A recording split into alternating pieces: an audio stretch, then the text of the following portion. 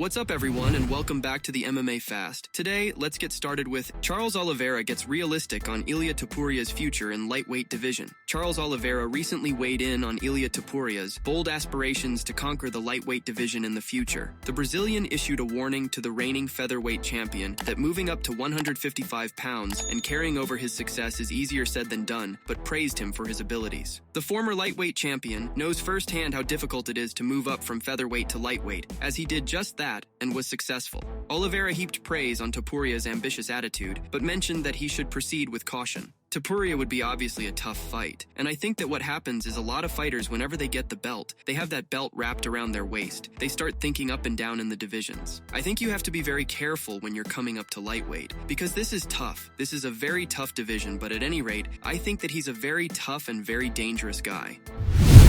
Tyson Fury discusses Francis Ngannou beating Renan Ferreira. Tyson Fury recently shared his thoughts on Francis Ngannou's victory over Renan Ferreira and praised the journey that propelled the former UFC heavyweight champion to the top of the combat sports world. Francis made a triumphant comeback to mixed martial arts with a first-round knockout over Ferreira at the PFL Super Fights event in Riyadh last month. During a recent appearance on Pound for Pound, Tyson Fury applauded Ngannou for his dominant performance against Ferreira and highlighted just how impressive it was considering the personal challenges the Cameroonian had been facing in his life. I thought he did absolutely fantastic with all the stuff that's been going on with his child. As a parent myself of 7 kids, I know how difficult that must be, to lose a child and to go in there and knock out someone who a lot of people thought was going to beat you and to put on a great performance and get him out of there in the first round. It's unbelievable.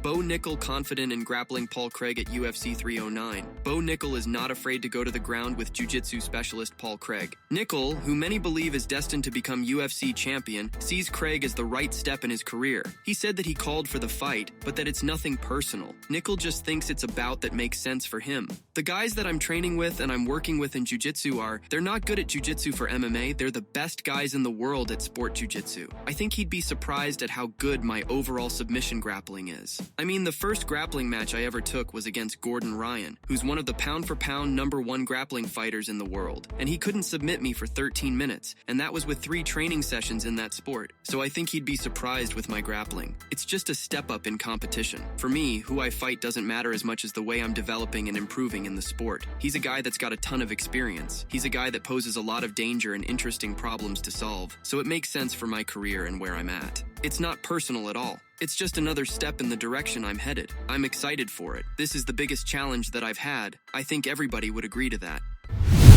Jon Jones vehemently defends desire to fight Alex Pereira over Tom Aspinall. To the fans who keep clamoring for UFC heavyweight champion Jon Jones to fight Tom Aspinall because Aspinall is the interim champ, he hears you. He's just not going to listen. When the topic was broached Wednesday during UFC 309 Media Day, Jones used the platform to vehemently defend himself and explain in great detail why fans have it all wrong.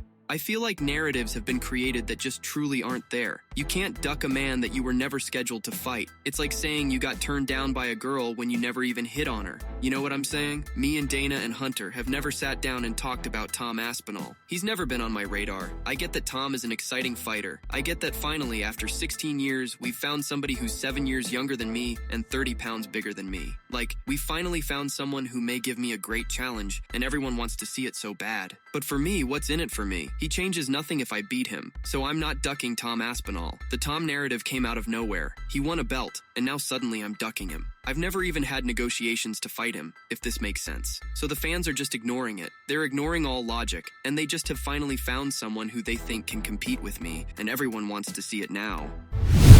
Michael Chandler expects to secure a lightweight title shot with UFC 309 win. Michael Chandler sees himself as the soon-to-be #1 contender in the UFC lightweight division. Despite coming off a loss and being 2 years away from competition, Chandler believes he's in a good position and strongly believes he's fighting for a UFC title shot on Saturday. I'm just happy I'm in this position, and I don't even have a fraction of the number of UFC fights Dustin had or Charles has or some of these other guys, but I've been in the UFC long enough and fought the toughest guys. I obviously knocked out Dan, but now he's ranked ahead of me because he's had a resurgence. It's the most violent and exciting division in the UFC, and I'm so blessed to be a part of it. On Saturday night, I will be very blessed to be the highest ranked guy in it not named Arman or Islam, and solidify myself as the #1 contender. Charles Oliveira takes calculated approach to Michael Chandler rematch at UFC 309. Michael Chandler thinks a lightweight title shot is in his future after Saturday, but his opponent begs to differ about that outlook. Oliveira also has the benefit of a past fight with Chandler on his resume, which he won with a knockout early in the second round. How Chandler sees things going differently perplexes Oliveira. He also thinks his approach to rematches plays in his favor. That one has passed. We're focused on this one right now. That was experience. He's trying to prove he can beat me. I'm trying to prove I can beat him again. Let's put that in the past and focus on this one. The plan is always to get better. That's why we go back to the gym, to improve. You work on things you need to. I lost to Jim Miller. I went back, then went out there and beat him. Michael Chandler, I know I beat him, but I'm always getting better. He wants to be a champion for the first time. I want to be the champion again. The champion of the lightweight division has a name. We know this. I'm going to beat Michael Chandler again. They say they have plans about things or they're going to do something, but you have to come here and do things. This is a magical stage, a great place to be with the energy of the crowd. I'm going to be in this fight pushing forward, charging forward. Tom Aspinall questions the legitimacy of Jones versus Miocic as a UFC heavyweight title fight. Interim heavyweight champion Aspinall awaits the winner for a title unification bout, except Jones has made it clear he's not interested in facing Aspinall if he continues beyond UFC 309, while Miocic is widely expected to retire. Jones addressed Aspinall in multiple interviews, dismissing his resume by saying that, unlike him, he hasn't beaten any champions. Aspinall responded to Jones's comments. For me, this is far from an undisputed title fight. This is the most disputed title you can possibly get, because there's two champions, and one of the champions, Jon Jones, is avoiding the other champion, me. And he's chose to fight 42-year-old Stipe, who's had a fantastic career. Both guys have had a fantastic career, great legacy. So Jon said I need to fight more champions, but this is the problem I've got. Jon is the champion and he won't fight me. Jon, if you're not into gambling your legacy, that to me sounds like you're scared of losing against me.